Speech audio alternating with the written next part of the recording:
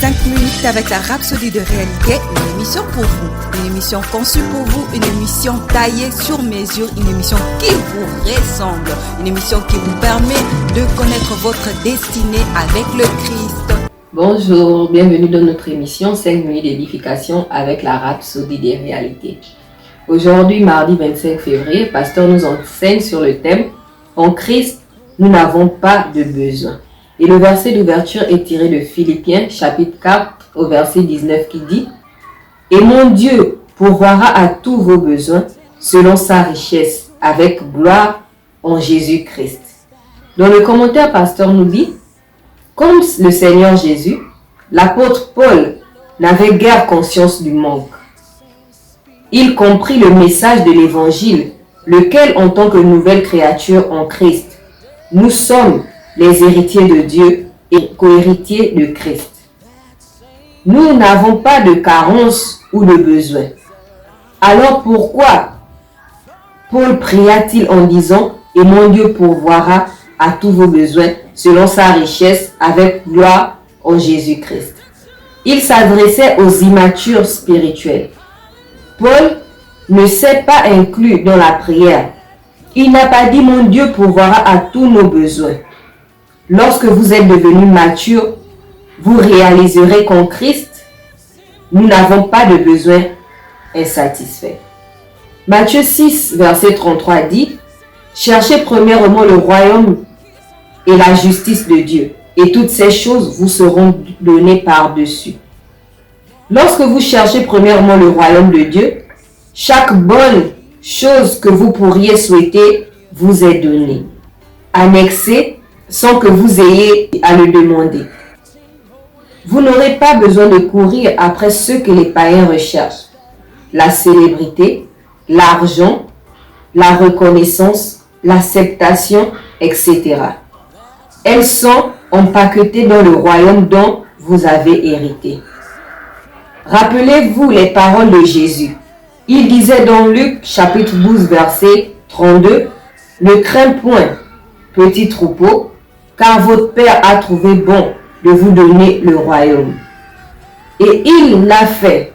Il disait dans Luc 17, verset 21, « Le royaume de Dieu est au milieu de vous. » Si vous avez le royaume, alors vous avez toutes choses.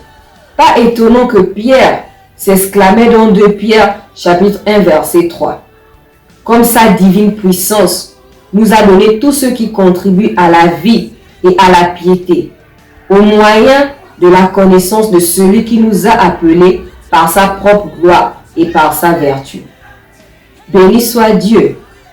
Le paroxysme de la plaidoirie de Paul sur le sujet est également tellement surréaliste. Il disait dans 1 Corinthiens chapitre 3 verset 21, « Tout est à vous.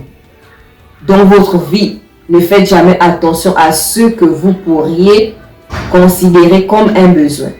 Voyez plutôt ce que Dieu vous a déjà splendeusement accordé en Christ. Vous possédez toutes choses, co-héritier avec Christ, et vous êtes avec lui. 1 Corinthiens chapitre 1 verset 9. Puisque cela est vrai, de quoi diantre aurez-vous vraiment besoin?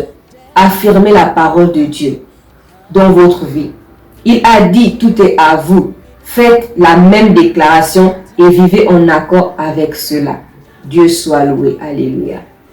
Bien-aimé, la rhapsodie d'aujourd'hui nous enseigne en tant que chrétiens. Et la rhapsodie d'aujourd'hui nous dit que, en tant que chrétiens, nous n'avons pas besoin, nous ne manquons de rien. Nous ne cherchons pas les choses que les païens recherchent parce que tout nous a été déjà donné en tant que co-héritiers de Christ. Nous allons juste prendre quelques secondes et méditer sur ces paroles que nous venons d'entendre.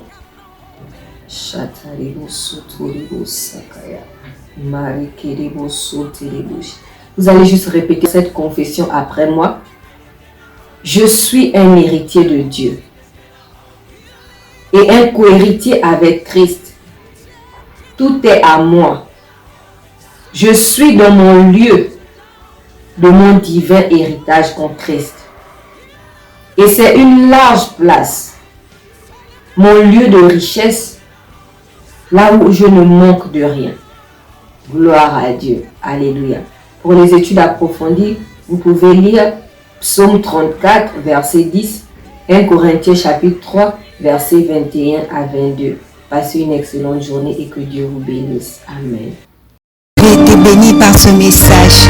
Nous vous invitons à faire de Jésus-Christ le Seigneur de votre vie en disant cette prière. Seigneur Jésus, viens dans mon cœur et deviens le Seigneur de ma vie. Je reçois la vie éternelle dans mon esprit. Et selon Romains 19, si tu confesses de ta bouche le Seigneur Jésus, et si tu crois dans ton cœur que Dieu l'a ressuscité de mort, tu seras sauvé. Je déclare que je suis sauvé, je suis né de nouveau, je suis un enfant de Dieu. Maintenant, j'écris ce qui demeure en moi. Félicitations, vous êtes maintenant un enfant de Dieu.